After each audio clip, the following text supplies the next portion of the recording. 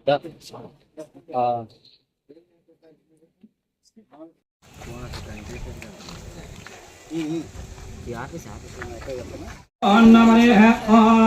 देवी वाचमन्या स्थापितानि प्रथमान्यासोत्रयहना महिमानस्य यत्र पूर्वे साध्या सत्यदेवाः ओम अस्मत् श्री गुरुभ्यो नमः ओम परम गुरुभ्यो नमः चन्दः आसन प्राणायामे विनियोगः ओम भो ओम भवः ओम स्वाहा ओम महः ओम जनः ओम भवः ओम सत्यं ओम दत्साय द्रवरेण्यो भर्गो देवस्य धीमहि धियो यो नः प्रचोदयात् ओम भोज्योतिरसोमर्गं ब्रह्मा भोर्भो वसुवरोपं भगवतनेज्ञः भगवत कैंकर्यार्थं श्री गोविंद गोविंद श्री महाविष्णुराज्ञया प्रवर्तमानस्य आद्य ब्रह्मणः द्वितीया प्रहरार्थे श्वेतवरः कल्पयुस्तान्वन्तरे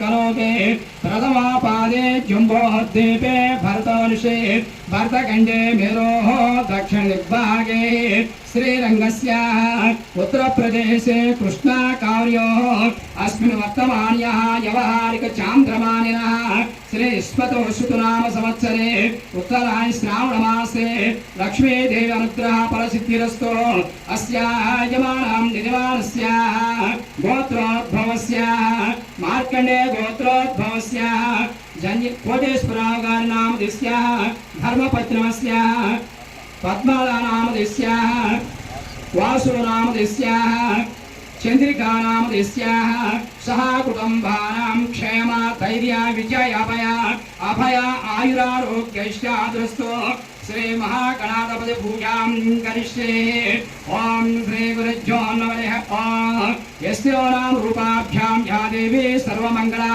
प्रियस्नातो पुंसां सर्वतो जयमंगला वागीजात्याः सुमनसाः सर्वार्थापक्रमे अन्नत्वा कृष्णास्तो सन्नवामि गजाननो अयं मुहूर्तो सुमुहूर्तोऽस्तु ओम शुक्लां वरदं विष्णुस्वर्णो चतुर्भुजं प्रसन्नवदनं ध्याये सर्वविघ्नोपशान्तये तदेव लक्ष्मीधरं तदेव तारबलं तदेव विद्याबलं तदेव दैवबलं तदेव लक्ष्मीवते त्रिविग्रहं स्मरामि यत्र योगेश्वर कृष्णो यत्र भक्तो धनुद्रः तत्र श्रीरजो भूते ध्रुवाणि तिर्मा श्रुते सकल कल्याणाभागिनो यत्र जायते पुरस्ताः रुजं नित्योरुजं तिर्माः तस्मात् कारुण्यभाविनः रक्ष रक्षो जनार्दनः आपदामपहर्तारं दातारं सर्वसम्पदा लोकाभिरामं श्रीरामं भूयो भूयो नमाम्यं सर्वमङ्गलमाङ्गल्ये शिवे सर्वार्थसाधके श्रियं त्र्यम्बके देवी नारायणो नमोऽस्तुते ओम श्री लक्ष्मीनारायणाभ्यां नमः उमामहेश्वराभ्यां नमः वाणी हिरण्यर्भाभ्यां नमः चचे पुरुन्द्राभ्यां नमः अरुंधष्टाకి గ్రామానికి అభివృద్ధి కావాలని రాజధాని అభివృద్ధి కావాలని మన కోటేశ్వరరావు గారు దీక్షను చేస్తున్నారు కాబట్టి గ్రామ ప్రజలు రాష్ట్రము అందరూ కూడా అనుకోవచ్చువలసిందిగా కోరుచున్నాము. రాజధాని సెకండ్ పోలింగ్ కోసం గవర్నమెంట్ స్పష్టమైన హామీ రాలా ఇలా 33వ రోజుకి పేర్కొంది మన ఈ రిలే నిరసన దీక్ష. అయితే సీఎం గారు వేరే సింగపూర్ పోయి కొన్ని కంపెనీలు తీసుకొస్తామని చెప్పన్నారు. మరి ఏం జరిగిందో స్పష్టంగా ప్రెస్ మీట్ ద్వారాగా ప్రజలకైతే ఏమీ చెప్పలేదు. ఎప్పటికప్పుడు ఈ 11 సంవత్సరాల్లో వీళ్ళు చెప్పిన మొత్తం క్యాలిక్యులేషన్ వేసుకుంటే ఒక 100 లక్షల కోట్లు పెట్టుబడి కనీసం పట్టుమని 10,000 రూపాయలు ఏది పెట్టుబడి ఇక్కడ ఎంతవరకు తీసుకొచ్చింది లేదు. ఇక్కడ గల్లా జయదేవ్ గారు 2 సార్లు ఎంపీగా గెలిచారు. అయితే ఆయన తెలంగాణకి ఓ 10,000 కోట్ల రూపాయలు పెట్టుబడి మహబూబ్నగర్ జిల్లాలో పెడతారు. ఆ రోజు ఇక్కడ గత ప్రభుత్వం ఉండి ఏదో ఎల్లగొట్టిందని ఒక దుష్ప్రచారం చేసి పంపించారు. అక్కడ 10,000 ఉద్యోగాలు వస్తాయి. కానీ మన రాష్ట్ర నాయకులు, మన ప్రాంతంలో ఎంపీగా గెలిచిన నాయకులను కూడా వేరే సాడిపై పెట్టుబడి పెట్టుకోండి అని చెప్పి పంపించేస్తే వాళ్ళ స్వార్థాల కోసం, రాజకీయ స్వార్థాల కోసం ఇంకా ప్రజలకి న్యాయం ఎక్కడ జరిగింది చెప్పండి? ఇది అందరికీ తెలుసు, నాయకులందరికీ తెలుసు. మన దగ్గర ఉన్న నాయకులు తీసుకెళ్ళి ఏరే రాష్ట్రాల్లో, ఏరే దేశాల్లో పెట్టుబడులు పెడతా ఉంటే ఎక్కడెక్కడి నుంచో వచ్చి ఇక్కడ పెట్టుబడి పెట్టమంటే ఏమైనా పెడతారా? మీకు రాజకీయంగా ఒకరికొకరు కమ్యూనికేషన్ లేకుండా పైకోటి ప్రజల్లో ఒకటి చేస్తున్నారు, లోపల ఒకటి చేసుకుంటారు. కావాలని ఈ స్వార్థాల కోసం ఈడ ప్రజలకు అన్యాయం చేస్తున్నారని చెప్పి నేను డిమాండ్ చేస్తూ ఉన్నాను. గల్లా జయదేవ్ గారు ఆ 10,000 రూపాయల కోట్ల పెట్టుబడి ఇక్కడ పెట్టుకొని ఉంటే ఓ 10,000 ఉద్యోగాలు వచ్చి ఉండి 2 సార్లు గుంటూరు పార్లమెంట్ ఎంపీగా గెలిచి ఉన్నారు. అలాంటిది ఏరే దేశాలు ఎక్కడికో పోయి పెట్టుబడులు రమ్మంటే ఎట్లా వస్తారు చెప్పండి? మీరే ఏరే దేశాలు, ఏరే రాష్ట్రాలు పోయి పెట్టుబడి పెట్టుకుని మేము ఎట్లా వస్తామని చెప్పి అనరా? అందుకని ప్రజలు ఎలక్షన్ వేరు, ఎలక్షన్ అప్పుడు ఒక 6 నెలలు 4 నెలల ముందు ఎవరికి వాళ్ళు పోటీలు చేసుకోండి. మిగతా టైంలో అందరూ కలిసికట్టుగా మన రాష్ట్రం కోసం పనిచేసుకోవాల్సిన అవసరం ఉంది. చేసుకున్నట్టయితే పెట్టుబడి పెట్టేవాళ్ళు వాళ్ళందరికీ వాళ్ళు వస్తారు. ఇక్కడ బాగా డెవలప్ అవుతుంది. నాయకులు అందరూ ఒక మాట మీద నుండి పనిచేసుకుంటున్నారు. కాబట్టి మనం ఈ విధంగా వెళ్ళి అక్కడ పెట్టుబడి పెడితే మనకు అన్ని పార్టీలు సపోర్ట్ ఉంటాయి, మనకు ఎటువంటి ఇబ్బంది ఉండదు, అక్కడ ప్రజలు కూడా సపోర్ట్ ఇస్తారు. కాబట్టి మనం పెట్టుబడి పెట్టాలని అన్ని దేశాలలో కూడా ఇక్కడికి వచ్చి పెట్టుబడి పెడుతుందండి. వేరే దేశాలలో వచ్చి ఇక్కడ పెట్టుబడి పెట్టే విధంగా మనం ఏం చేస్తే సరిపోయిందని ఆలోచన చేయాలి. కానీ మనం రాజకీయంగా ఒకళ్ళ మీద ఒకళ్ళు దుర్భాషలు ఆడుకుంటూ మన దగ్గర ఉండే వాళ్ళే తీసుకెళ్ళి ఏరేసాట్ కంపెనీలు పెట్టుకుంటే ఏరేసాట్ వాళ్ళకి జాబులు ఇస్తే ఇక్కడికి జాబులు ఎట్ట వస్తాయి, ఇక్కడ కంపెనీలు ఎట్ట వస్తాయి చెప్పండి? ఈ విధంగా అనేక సమస్యలు ఉన్నాయి. మన రాష్ట్రంలో రాజకీయంగా ప్రజలు మోసం చేసే సమస్యలు చాలా ఉన్నాయి.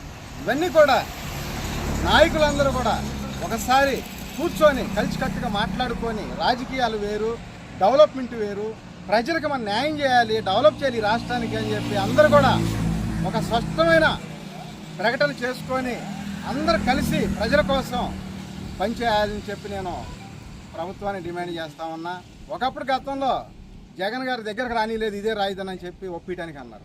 మరి వీళ్ళు మీరు అధికారంలో ఉన్నాడు, ఆయన కనీసం ప్రతిపక్ష హోదా కూడా లేదు. అలాంటి సమయంలో మీరు పిలిచి మాట్లాడలేరా? మాట్లాడలేనప్పుడు మీరు నాయకులు సీఎం పదవి అవసరమా మీకు? ఆ దమ్ముండాళ్ళకి ఇవ్వండి, ఎలా చేయాలో చూపిస్తారు. అంతేగాని ఏదో చెయ్యలేని పని చేసినంత బాధపడతా ఎక్కడికో పోయి వచ్చి మేము 5 రోజులు పర్యటన చేశాము, ఇక్కడేదో ఒక నాయకుడు అక్కడ లేఖ రాశాడు, మాకు అందుకని పెట్టుబడులు రావట్లేదు అని ఎవరు తీసుకున్న గుంటలో వాళ్ళే పడినట్టు అవుతున్నా ఉన్నది. ఇదంతా కూడా మీరు చేస్తున్న స్వార్థపు రాజకీయాల వల్ల ఇలా జనం ఈ రాష్ట్రంలో ప్రజలు ఇబ్బంది పడతా ఉన్నారు. ఇది వాస్తవం కాదు. మీరు మనసాక్షిగా ఒక్కసారి ఆలోచించండి, ఇది వాస్తవం. ఎందుకంటే గల్లా జయదేవ్ గారిని సీఎం గారు దుర్ప్రచారం చేసుకోవడానికి తెలంగాణ పంపిలేదా? 10,000 రూపాయల కంపెనీ 10,000 కోట్ల రూపాయల కంపెనీ పంపించాడు. 10,000 ఉద్యోగాలు వస్తాయి అక్కడ మహబూబ్నగర్ జిల్లా పెట్టిన కంపెనీలో. ఆ రోజున ఇవన్నీ ఆలోచిస్తాను ఉండ. ప్రశ్నించాలంటే ఒక ఆయుధం కావాలి. మనం మామూలుగా ప్రశ్నిస్తే ప్రశ్నించడం కుదరదు, ప్రశ్నగానే మిగిలిపోద్ది. అందుకని చెప్పి ఏఆర్ఎస్ అని ఒక ఆంధ్ర రాష్ట్ర సమితి పార్టీ స్థాపించి ఈ జేకేఆర్ ప్రశ్నించాలని చెప్పి ఆలోచనతోటి, ముందు చూపుతోటి ప్రజలకు న్యాయం జరగడం కోసం నేను ఈ పార్టీ స్థాపించి ఈ విధంగా పోరాటం జరుగుతూ ఉంది. చేయటం 33 రోజులైంది. ఇలాగే ఎన్ని రోజులైనా సరే ప్రజల కోసం పోరాటం చేస్తూనే ఉంటా. ప్రభుత్వం నుంచి స్పష్టమైన హామీ రావాలి.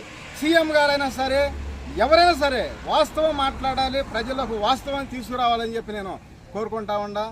ఎందుకంటే ఇలాంటి కంపెనీలు ఇంకా చాలా ఉన్నాయి. నేను చెప్తా, దఫల వారీగా ఒక్కొక్కసారి చెప్తా ఉంటా. అన్నీ ఒకే రోజు కాదు. మీరు కూడా కావాలంటే ఎంక్వైరీ చేసుకోండి, ఇది వాస్తవా కాదా అది. ఎందుకంటే కేంద్రంలో మోడీ గారు మాకు పోయినసారి వ్యతిరేకం అన్నారు. మరి ఈ అమరాన్ ఫ్యాక్టరీల కంపెనీలకు మొత్తానికి మరి ఆయన గ్రాంట్ ఎలా ఇచ్చాడు చెప్పండి మోడీ గారు? మరి వ్యతిరేకమేగా, మీరు కలిసి లేరు కదా అప్పుడు గత ప్రభుత్వంలో. ఎలా ఇచ్చారు చెప్పండి? ఈ దేశంలో మొత్తం రైళ్లు కానీ అన్నిటికీ కూడా అమరాన్ బ్యాటరీలు ఇవ్వట్లేదా? మరి వాళ్ళ స్వార్థం, వాళ్ళ వ్యాపారాలకైతే మాత్రం అందరూ బాగానే ఉంటారు. అదే ఈ ప్రజలు బాగుపడాలి, ఈ ప్రజల కోసం మాట్లాడమంటే ఒక్కళ్ళు మాట్లాడేవాళ్ళు. ఇంత స్వార్థపు రాజకీయాలు అవసరమా? ఇదే కంటిన్యూ అయిపోతే మన రాష్ట్రం ఏమైపోవాలి, అసలు మన రాష్ట్ర ప్రజలకి ఏమైపోవాలి, న్యాయం ఎలా జరిగిద్ది? నేను ఈ ప్రెస్ మీట్ ద్వారాగా నాయకులకి చారేసి వాస్తవాలు మీరు కూడా అడిగి వెలుగులో తీసుకురావాల్సిందిగా కోరుకుంటా ఉన్నాం. ప్రెస్ మీట్ మీడియా మిత్రులందరూ కూడా